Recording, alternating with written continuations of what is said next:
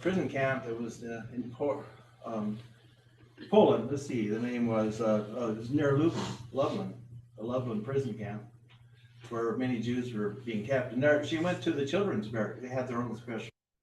On the wall, the children had, with their fingernails and rocks, scratched in images of butterflies. Hundreds of butterflies were scratched into the walls of the barracks where they stayed. Well, unfortunately, none of those children ever left the camp. That's the way that part of our history went. Sorry. Person who made this observation said, she said, I can see it now. The children were giving us a sign of hope. The butterfly was a sign of hope. Well, that might be true. I think probably being children, the message was a lot simpler. They wish they were butterflies so they could fly over the wall and into the forest and get out of that cursed place. This reminds me of a story, a Buddhist, another book I read, a Buddhist monk in Australia decided he was going to go out to the prisons and talk to people there and help them. And so he did that, and he made an announcement ahead of time that he would be giving a class on Buddhist meditation. And he went there, and the big room was filled almost, he swore, every single prisoner, inmate in the whole place was there to hear about Buddhist meditation. He thought that was such a wonderful compliment, and he started talking and lecturing. Pretty soon, one of the head prisoners there, he kind of interrupted. Hey, wait, I have a question. How long does it take doing this Buddhist meditation thing before we learn how to levitate? He goes, oh, they just want to learn how to levitate, like the butterflies that the children drew. Want to just float over the wall into the forest. And the next time he says, no, I'm sorry, that's not what you learned to do with Buddhist meditation. The next time he came to give his lecture, 5 people showed up. So the butterfly is an interesting. Sorry, this. Oh, God. He's under the vent. That's it. Yeah. Sweaters under the vent isn't gonna work for me. Yeah. Okay. Oh, this feels so much better. It's good to be warm. The butterfly, there's a caterpillar. So let's say one of the symbols that people use is that the caterpillar represents us and just life, and then we go into the chrysalis, which is passing through death. And then our soul flutters on as a beautiful butterfly. It's kind of like we just were in preparation for the next flight. And that's an interesting, I kind of like that one. You could look at it as a little differently, though, and say that the metamorphosis of the caterpillar into the butterfly can be examining our own spiritual evolution right here in this world, nothing to do with death. What are we doing with our life? How are we changing? And Cheryl, she hears these things, so I get her input, and she found a podcast where they were describing caterpillar, and actually inside of the caterpillar body, imagine the big green ones you get on tomatoes, those suckers. Yeah. And inside there, actually, you cut them open, you will find the beginnings of a butterfly and butterfly wings actually already in existence inside the caterpillar. So they start developing long before, and it's all just a gooey mass. Once they go and turn into a chrysalis and whatever's in there, it's we caught a reindeer, and the gooey mass then is just liquid, and there's no caterpillar inside there. I guess the caterpillar becomes a chrysalis and then comes out a butterfly, but it starts out long before the chrysalis. So think of this as these wings and this butterfly body is in us already. It's already there. It's like our inner angel just waiting to wake up and come alive. And living here in this caterpillar body. So my talk then today is about our spiritual metamorphosis and a special book that God gave us as a roadmap for that spiritual evolution. And that's the Bible. There was a man named Philo. He lived in the 2nd century. He was Jewish and he loved his Jewish traditions. He was a Jew all the way through. But he lived in Alexandria and he grew up with Greek philosophy and he loved the Greek philosophy. He loved it so much he couldn't tell what he liked most, the Jewish traditions that he grew up with or the Greek philosophy that he grew up with. And they did not agree in his book. He worked on this and he came up with an idea which was not new. It was at least went back a few hundred years before that to the Stokes and Zonos. But he came up with the idea, what if we don't look at the literal interpretation of this stuff and look at the symbols?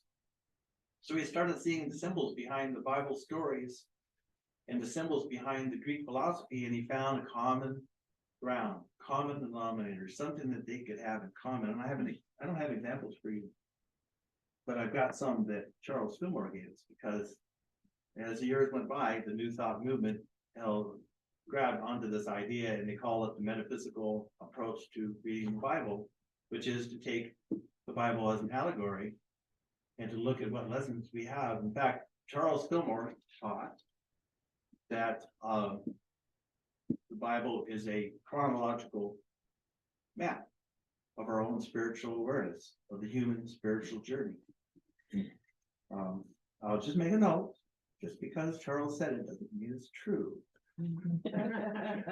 But he's the founder, and he had a lot of good things to say. So let's respect him for all the work he did. But I just wanted to throw that in. Sometimes we just believe blindly whatever anyone says, and don't believe anything. In fact, you would really be well off. Don't believe anything I say today.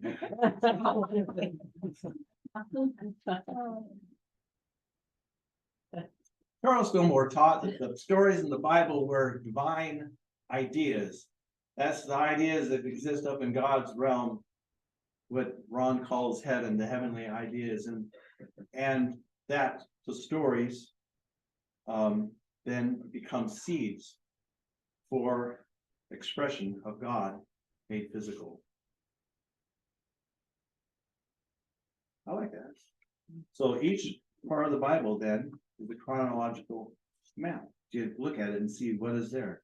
The Old Testament has something to say about our spiritual journey and what changes God went through as the years went on. And then when Jesus came, brought the message of love. Where is that in our spiritual journey? What does that represent? In the song, can you see why they didn't sing the verses very often anywhere? And I just thought this, anyways, I can't help loving songs like that. God is a judgment of God of judgment and severity. Okay, the first two verses. Third verse is about Jesus and the love that he brought, the message of love. Now, okay, if you equate the word God with life, then it starts to make more sense. If we go into the allegory thing, life can be judgmental and severe, or it can be love-filled. Which are we accepting? So there is no darkness in God. We bring the darkness. We bring it because we're mortal and haven't learned better. In the song, it says, the Lord wasn't joking when he kicked him out of Eden. Well, Charles teaches that the kicking out of Eden was being born into this mortal realm and living a mortal life. Well, why are we here? What are we doing? What are we doing out of the garden? I have a quote, and I'm going to tell you afterwards who said it, because you're not going to believe it.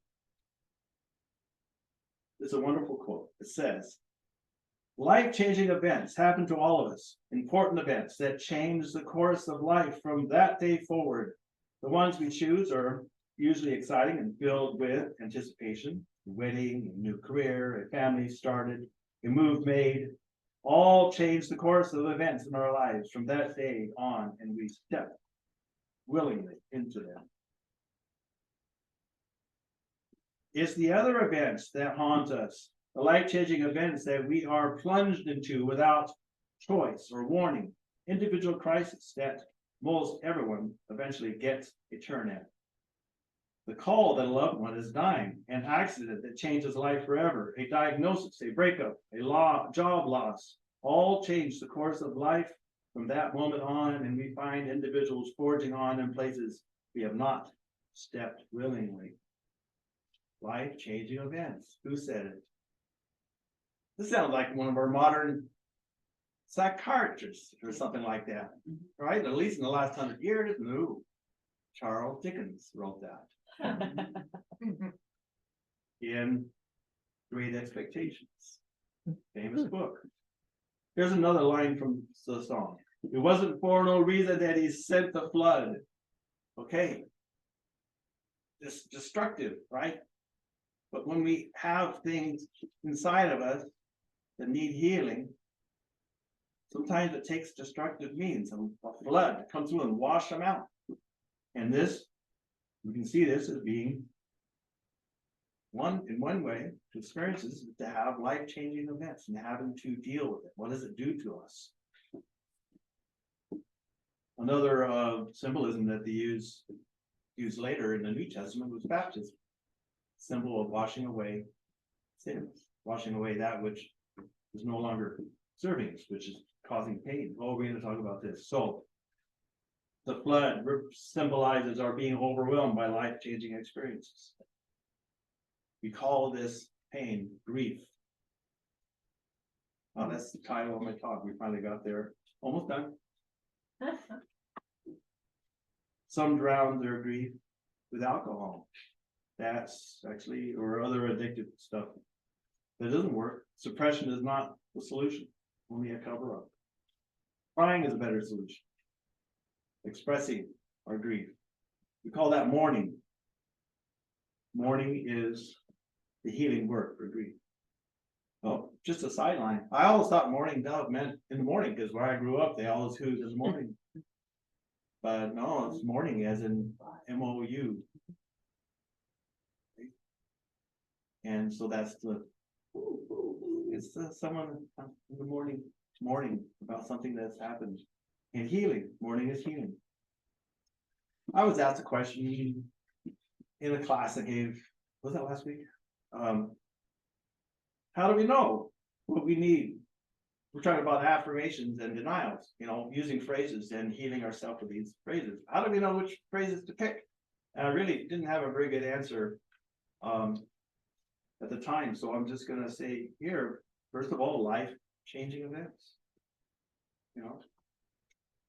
and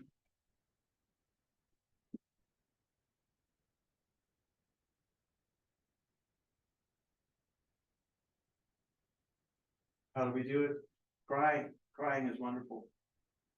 It's the act of mourning, heals a life-changing event, and helps us become a better person in the long run.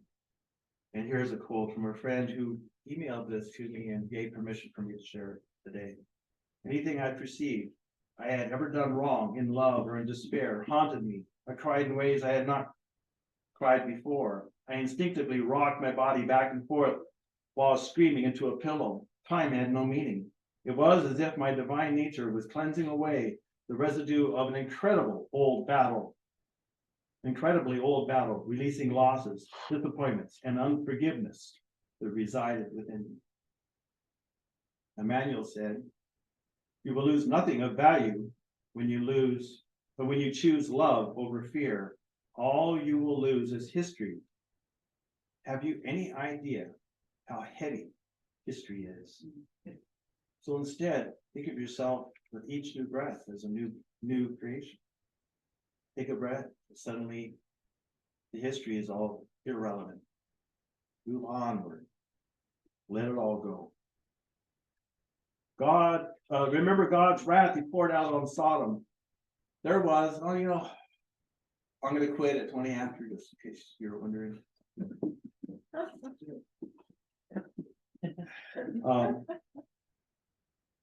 There's a prophet been to die, his name was, and he was standing before the king and he was saying, King, you're wicked. And God is going to come down and destroy your kingdom. You'll be a pauper or something instead. And the king didn't like that. He had Abinadi taken out outside the city walls, tied to a post, and put some wood around him and burnt him. A very painful way to die. Okay, that ain't gonna cut it. That's just a cover up. Repression is not redemption. The deeper meaning.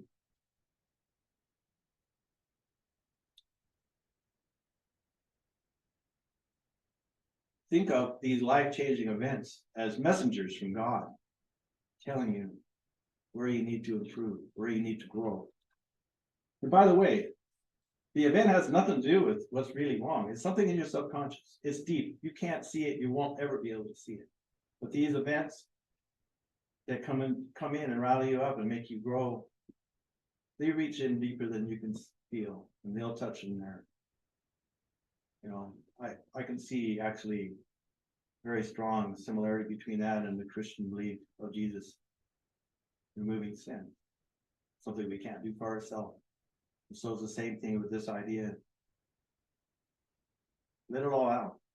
Let these experiences take you. There's some other ways you can mess with this. Okay, you can go into meditation, and they say have a quiet mind, but that's not the only way. One way is just look at your thoughts. Don't try to be quiet. Look at them. What's coming up? What comes up is going to tell you what you need to work on. And they call this introspection, self-evaluation. This is one way to meditate. You can also just go silent and let your inner world take care of itself, because it will heal itself in prayer and silence.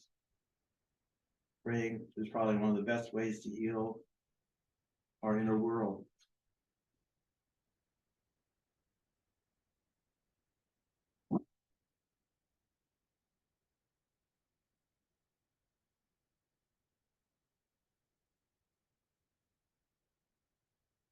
You can also just let your feelings, don't think about your thoughts. That's logic, thinking, words.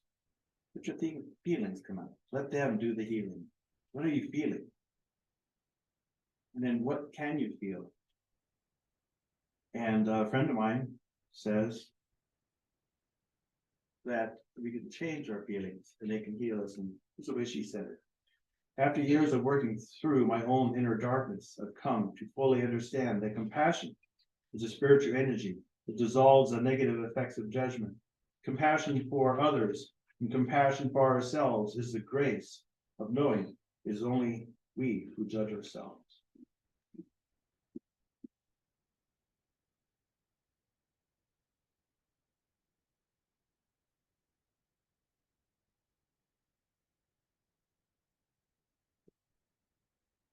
And don't forget the parting of the Red Sea.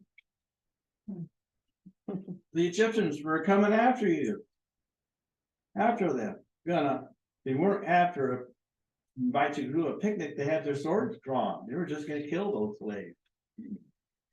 And here, if you have ever seen the movie, behold the glory of God.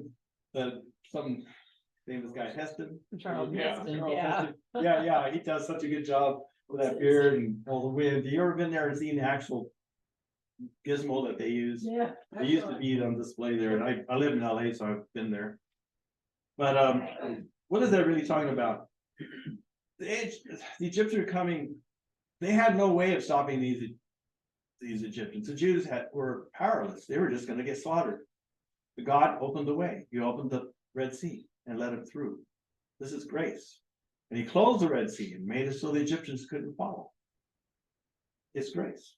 It's something that the Egyptians didn't like, but it's something that the Israelites did for themselves. Or couldn't do for themselves. They couldn't do it. So God stepped in and did it. And so grace is someone doing something for us that we can't do for ourselves. The parting of the Red Sea represents God's grace. It also opens up the opening of our heart. It is grace which helps us to see clear vision when our perception is making cloudy. Oh, there's I think this would be a good place to. I have a little bit more material than I'm going to use. That's all right. I give classes all the time, and this will come up. When Jesus was born, he said, "Enough is enough. From this day forward, God will be a God of love." So, going back to our analogy of the Bible being the chronological map of our spiritual journey. When we reach this part, our heart opens up. We suddenly see people with love in our heart. We suddenly see them as brothers and sisters.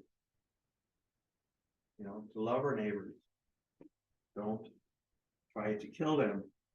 Oh, yes, you've seen the bumper sticker. When God said, "Love your neighbor," I don't think he meant to kill them.